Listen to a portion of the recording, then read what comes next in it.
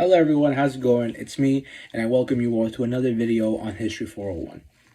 Today we're going to be talking about one piece of equipment that I think, regardless of what time period you're fighting in, or regardless on what army you are, or what branch of the military you are, I think we agree is definitely one of, if not the most important pieces of equipment out there, and that is the helmet. But one particular helmet I'm going to be talking about today is one that has been used by the military for so long. I think it is considered the, if not one of the longest reigning helmets being issued to the U.S. military and continues to be issued to militaries today. And that helmet I'm talking about is the M1 helmet. The M1 helmet was issued across the United States military from 1941 all the way until 1985. And before then, it was meant to replace the M1917 Brodie helmet worn by the United States, which was a British copy of the Tommy helmet during World War I. Just about everybody in the U.S. military was issued one of these. I'm talking, during World War II, I'm talking the U.S. Army, the United States Marine Corps, the United States Navy, and the United States Coast Guard. If you're wondering why I haven't mentioned the Air Force yet, that's because during World War II, the Air Force didn't exist yet as a branch, and it was considered the Army Air Force. Essentially, what you see on this M1 helmet is essentially what it came with.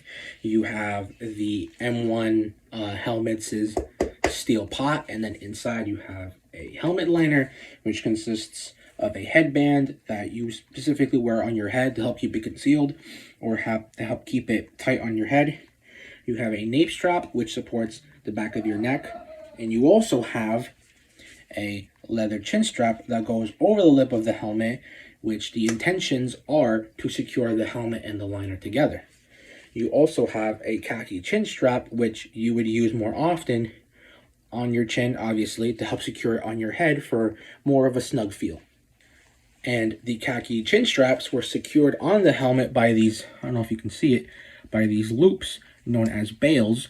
Some of these helmets were swivel bails, meaning they can move around and they can give more of a flexible feel. But the Army, someone correct me if I'm wrong on this, because I get this information wrong all the time. Either the M1 helmet transitioned from a swivel bail, meaning it moves around, to a fixed bail, meaning it's welded to the helmet, or vice versa. Someone please, correct me in the comments, because I get that wrong all the time. And across all the branches, the M1 helmet was given their own designs and their own modifications per the perceived use or per the purposes of the branch itself. For example, in the Army, one of the more common modifications or designs used on the helmet was the use of a division insignia. This is essentially where you paint the division insignia of, let's say, for example, the 1st Infantry Division. You would paint it either on the front of the helmet, right in the middle, or depending on what your unit asks for, you paint it on the sides. Now, depending on when in the war we're talking, certain divisions are going to have a division decal on the helmet, and some won't. For example, one of, if not the first American units to have a division insignia was who I referenced earlier, the 1st Infantry Division. And that is because Army history considers them to be the first division in the U.S. Army to come up with their own shoulder insignia. Hence, from the beginning of the war all the way until the end, if you ever see a 1st Infantry Division helmet being issued to a soldier, it is going to have the shield with the big red one in the front. Some later on in the war, including the 3rd Infantry Division, would have it painted on the sides, starting, I believe, in late Italy or Operation Dragoon. And, for example, the 36th Infantry Division would also have their division insignia painted on the front, but that wasn't until Operation Dragoon. I don't have them on mine, but I'm just going to show you that when you are a non-commissioned officer or a commissioned officer in the Army, you get to have 1 or 2 pieces of insignia.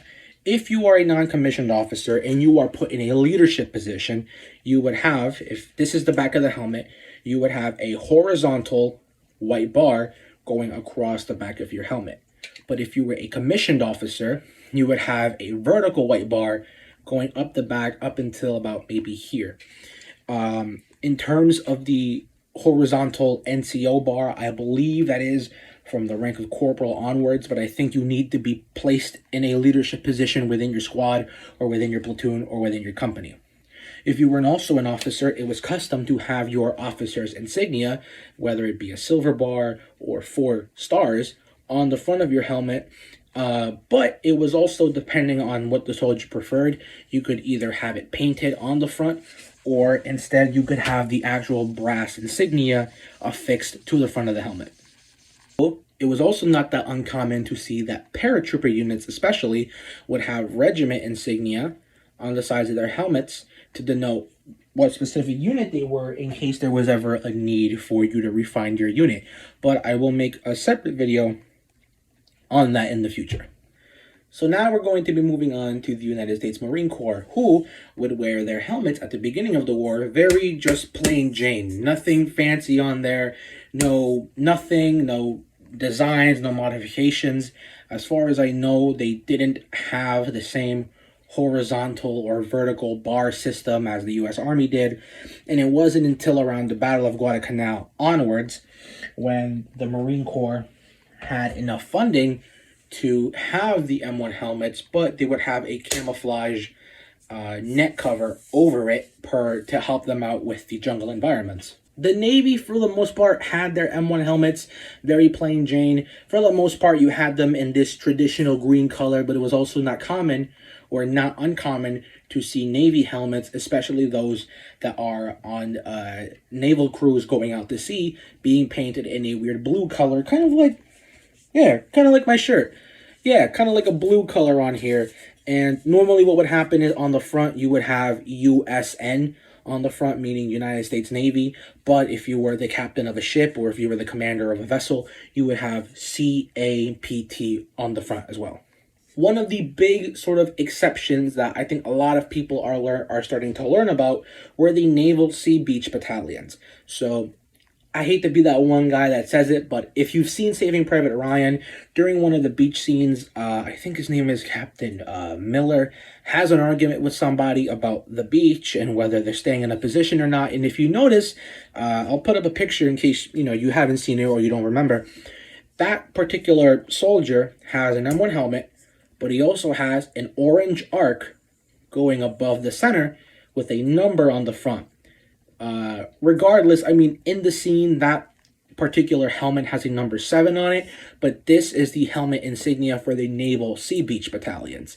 And the reason why these guys were important was because for amphibious landings like D-Day, for amphibious landings in Italy or in North Africa, or eventually with Operation Dragoon, these guys' purpose were to go in and use explosives, whether that be Bangalore torpedoes or just big bundles of dynamite, to go out and to destroy any sort of barricades or defenses that are not allowing either the infantry to continue pressing onto an objective, or you would destroy any barriers that are not allowing the tanks and the vehicles behind you to advance forward.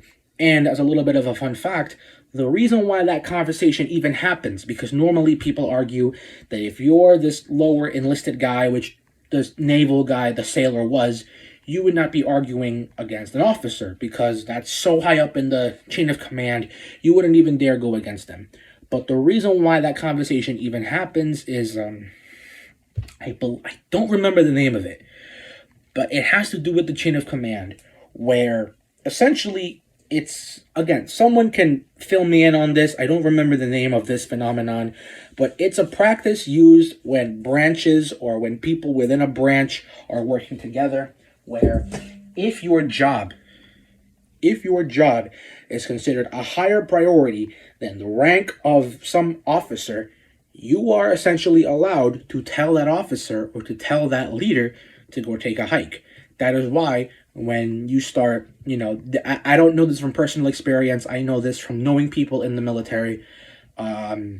When you are, as an example, training in the military police, one of their favorite phrases to use is, "Do not confuse your rank with my authority." That is one of these things where if your job or if your responsibilities is definitely more important than your rank, as long as I get my job done, I can tell you to go take a hike if you wanted to.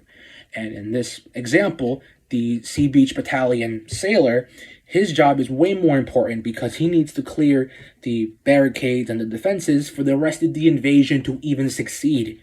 Which means, again, if he wanted to have that argument with Captain Miller, he definitely could, and he can't get in trouble for it because that's part of his job. To continue, the United States Coast Guard also used, as far as my knowledge, a very plain Jane M1 helmet, just like the United States Marine Corps, except it was very common for them to have USCG on the fronts of their helmets, just like how the Navy would have USN on the front as an acronym for the United States Coast Guard. But unfortunately, that is as much as I know. But if anyone has more information on M1 helmets used by the Coast Guard, I would greatly appreciate it. And to end the video on a high note, it was very common for soldiers, in my case, soldiers within the Army, to have modifications on their M1 helmets based on the type of soldier they were. For example, I hate to keep grabbing a helmet. I don't know why I don't just hold one the entire time. But for religious leaders like chaplains and rabbis and people like that, they would have all the appropriate modifications or insignia per the regulations or the discretion of their commanding officers. But religious leaders would often have the religious symbol on the fronts of their helmets. For example, if you are a chaplain, you are, obviously Christian or Catholic, so you would have the cross on the front. I'm assuming, I've never seen examples of other religions, but I would assume maybe a Jewish rabbi would have the Star of David on the front. And if you were a military police officer, you would almost always have an MP, the stencils on the fronts or on the sides. And if you were a military policeman attached to a specific division, you would also have some kind of fancy insignias and the stencils of the divisions on the fronts and, things like that. And yeah, that concludes my sort of video, my little education section on the M1 helmet. I hope you guys all enjoyed that. Like the video if you enjoyed it, subscribe to see more history videos. And yeah, I know I left out a lot of information because unfortunately it's tough to find any. If you know more about a specific branch or a specific modification for the M1 helmet, or just stuff about the M1 helmet more than I do, please feel free to mention it in the comments. I will gladly make a sort of update video on the M1 helmets, and I will gladly mention your information, as again, it helps me learn more and it helps the people watching these videos learn more. So again, thank you so much for watching. Like the video, subscribe if you are interested, and I'll see you all next time. Goodbye.